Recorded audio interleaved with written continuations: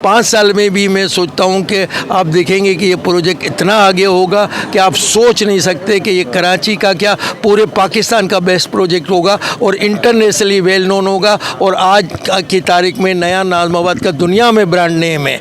जी जनाब, इस वक्त नया नाज़िमाबाद में एक बेहतरीन तकरीब हुई है और यहाँ इशाइया दिया गया। आरिफ हबीब साहब भी मौजूद है यहाँ पर और हमने उनका भी इंटरव्यू किया। इसके अलावा नया नाज़िमाबाद एक मुस्तकबिल है, तो गनी उस्मान साहब के इंटरव्यू के बग़ैर हम ये नहीं कह सकते कि ये मुकम्मल वीडियो हुई। और हम समझते हैं जिस तरह इनका नाम, इनकी काविशें एक नया नाज़िमाबाद को यहाँ तक पहुँचाने में एक बड़ा रोल है। तो आपसे मैं चाहूँगा कुछ आप कमेंट्स दें हमारे नाज़रीन के लिए। बिस्मिल्लाहिर्रहमानिर्रहीम। सबसे पहले तो मैं आप सब भाइयों का शुक्रगुज़ार हूँ कि आप सब लोगों ने हमारी रिक्वेस्ट पे यहाँ आने की कोशिश की और हमारा साथ दिया है। मैं आपको ये बता दूँ कि आज से 14 साल पहले नया नाज़िमाबाद का जो यहाँ स्टेट सीमेंट थी, जावेदान सीमेंट थी, गवर्नमेंट ऑफ पाकिस्तान ने उसको प्राइवेटाइज़ करने के लिए एडवर्टाइज़ दी। उस एडवर्टाइज़ के सिलसिले में हमने उसमें उसको बाय करने के लिए मैंने सोचा और फिर मैंने अपने दोस्तों से बात की, आरिफ हबीब साहब से, अकील साहब से और दूसरे दोस्तों से, और इस प्रोजेक्ट को हमने मिलजुल के ख़रीदा। उस वक्त भी मैंने उस वक्त के फाइनेंस मिनिस्टर हफीज़ शेख साहब थे जो प्राइवेटाइज कमीशन के चेयरमैन थे, उनसे मैंने एक प्रेस कॉन्फ्रेंस की थी और मैंने उनसे उस प्रेस कॉन्फ्रेंस में मैंने एक तकरीर की थी कि इंशाअल्लाह ताला आने वाले 2, 4, 6 साल में वहाँ अच्छे से अच्छी मस्जिद होगी, वहाँ ब्रिज बनेगा, वहाँ क्लब बनेगी और वहाँ अल्लाह की मेहरबानी से हज़ारों लोग आबाद होंगे।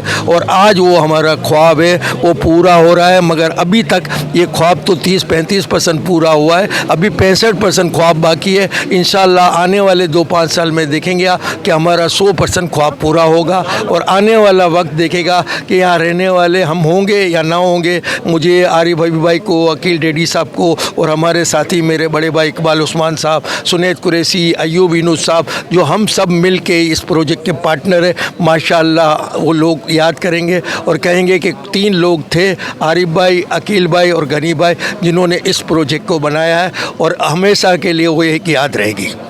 आप बाबाए नया नाज़िमाबाद कहलाते हैं और कहलाना भी चाहिए। एक काविशें हैं, एक खिदमात हैं इनकी।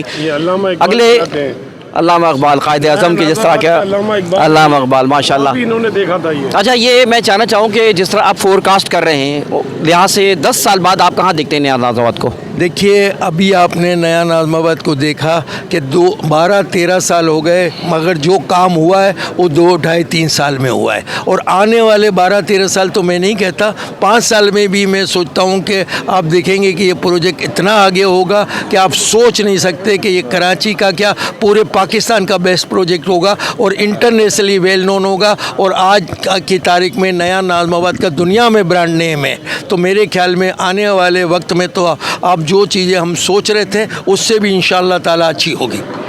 नए टैक्सेस आ रहे हैं और एक खौफ तारी है, लोगों का रुझान वैसी प्रॉपर्टी में कुछ सालों से कम हुआ, अब ये खौफ मज़ीद तारी और गवर्नमेंट ज़ाहिर है इसके ऊपर FBR जो भी चीज़ें ला रही है वो बहुत ज़्यादा है टैक्सेस। तो इस हवाले से आप कैसा देखते हैं इसको? देखिए, अभी हमारे नए फाइनेंस मिनिस्टर औरंगजेब साहब आए हैं, नो डाउट वो अभी बैंक के चीफ एग्जीक्यूटिव थे और बातें आप भी सुन रहे हो, मैं भी मीडिया पे सुन रहा हूँ, मैं न्यूज़ में सुन रहा हूँ कि नए टैक्सेस आ रहे हैं। मेरे ख्याल में हुकूमत के पास 2 ही रास्ते होते हैं कि हुकूमत के पास खर्च करने के लिए पैसे चाहिए, तो हुकूमत इस वक्त यही सोच रही है कि पाकिस्तान स्टॉक एक्सचेंज इतनी बढ़ रही है, रियल एस्टेट की मार्केट इतनी बड़ी है, या तो हम इसके ऊपर टैक्स लगाएं। तो हम तो मुसलसल कोशिश कर रहे हैं कि इन्वेस्टरों की फेवर में और हमारी सोच के फेवर में कि ये टैक्स ना आए, मगर मुझे लगता है कि थोड़े बहुत टैक्स तो अब रियल एस्टेट में आएंगे ही। आप का ग्रुप, मैं चाहता हूँ कि एज ए मीडिया लोग हमसे सवाल करते हैं कि इसके ऊपर आवाज़ उठाएं, तो कोई आप पैगाम हुकूमत को देना चाहें इन टैक्सेस के हवाले से कि ये एक ज़ालिमाना इक़दाम है जो नज़र आ रहा है? देखिए, नो डाउट कि बिजनेसमैन तो यही चाहता है कि हमें कोई टैक्स ना लगे, मगर अब ये भी मैं 2 बाजी के 2 पल्ले होते हैं कि टैक्स ना लगे तो हुकूमत अपने खर्चे कहाँ से पूरे करेगी।